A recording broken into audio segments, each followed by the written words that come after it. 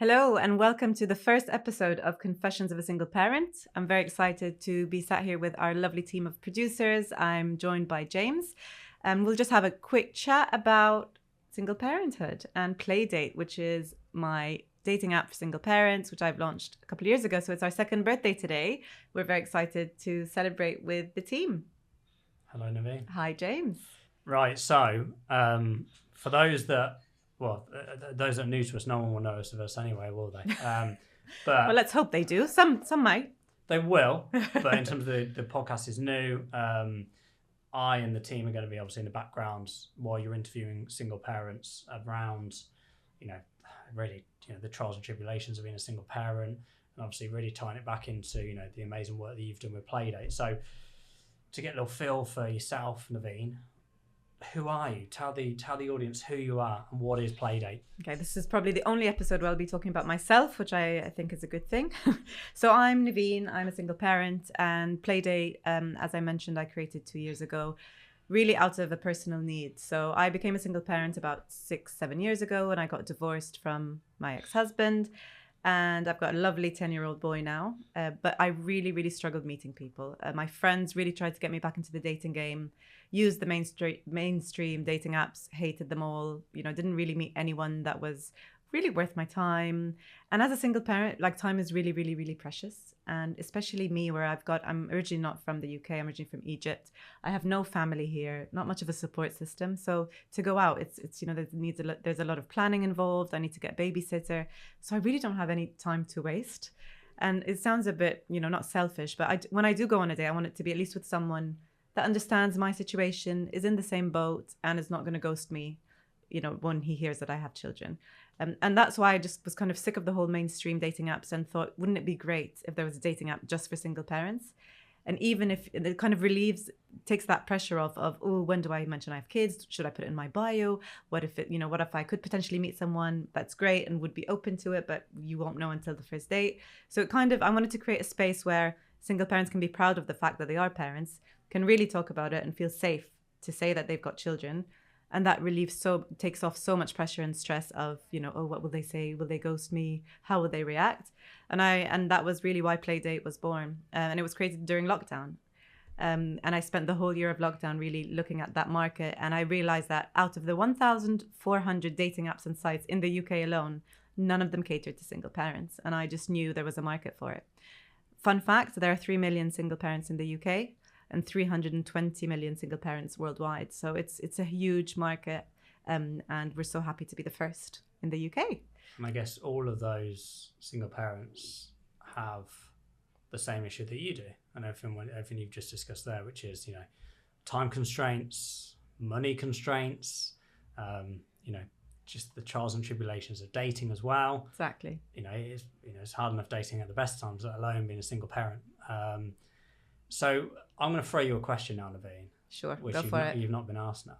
So as a single parent, yep, and dealing with work, trying to date, all the rest of it, then on top you're like, I'm going to be a mummy-o as well. I'm going to create an app. Mummy-o, I like that.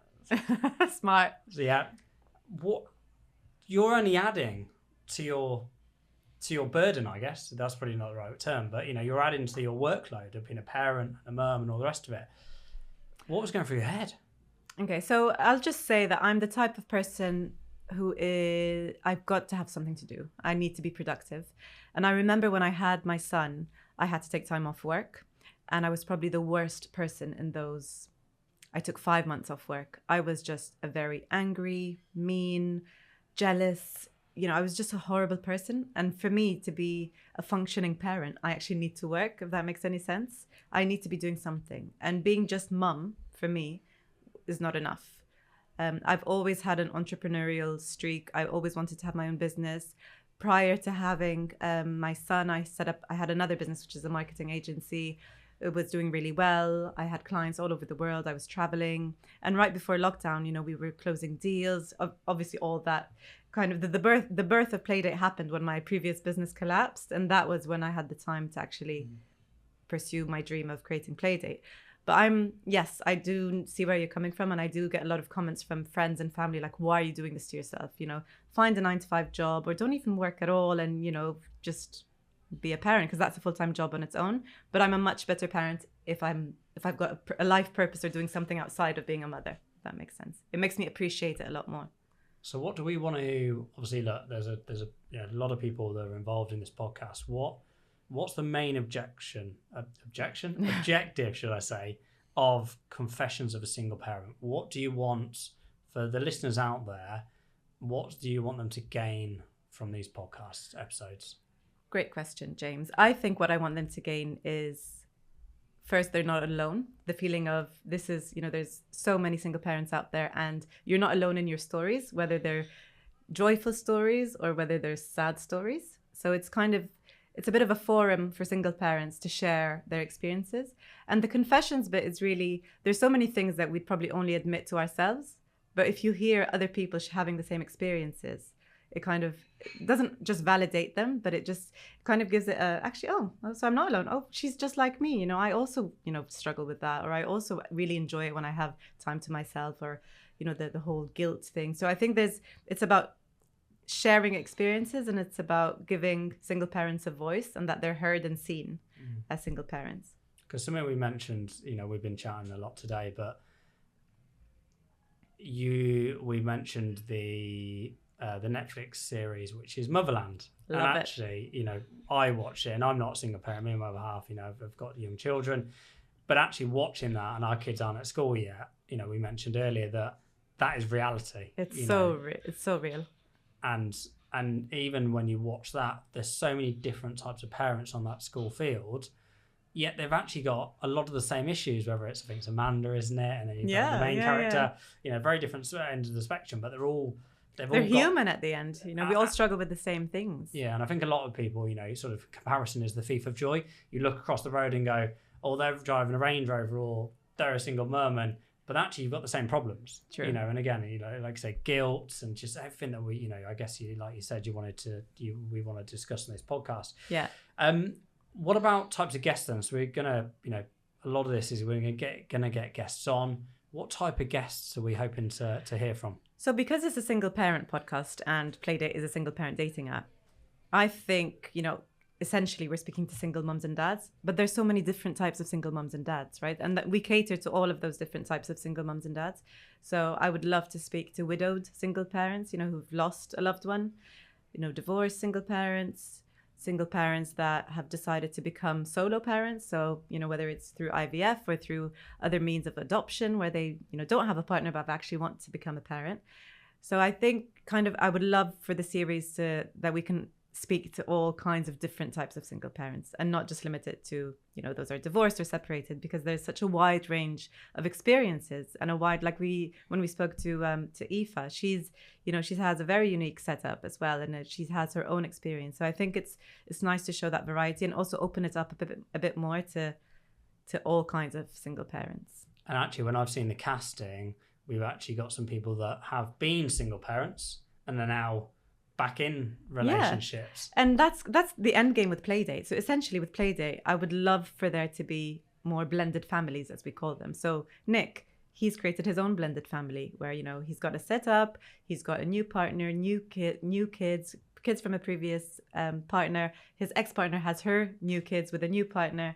And it's it's what we call a blended family. And I think that's the ideal dream, is that you end up in a relationship with someone where you inherit kids, or they've inherited yours, and then there's everyone can sit around have a Sunday roast together. That's the dream. But yeah, blended families is something I'd really like to look into as well. So like people like Nick, so people that have been a single parent and then now have set up with another single parent or a new partner, and what that relationship was, integrating kids into that.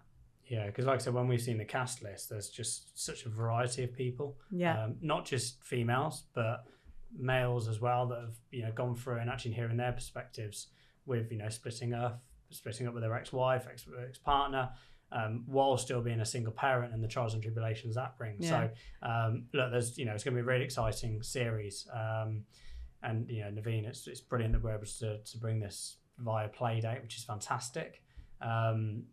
How often are we going to be putting these out? I think they're going to be once a month, aren't they? Once a month? I think we could do once a month. Yeah, once a we month. could do once a month. We'll try and get some more, won't we? We're going to try. We'll try. But the first episode is going to be next week, or in the next couple of weeks for when this goes live.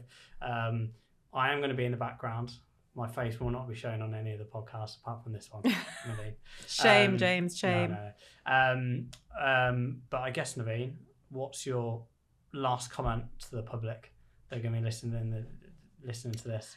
I just want to say that not all single parents have a very sad or lonely or difficult life. We do have fun, and I think we all deserve a bit of a laugh, and we're just like all other parents going through the same things. We're just going through them on our own.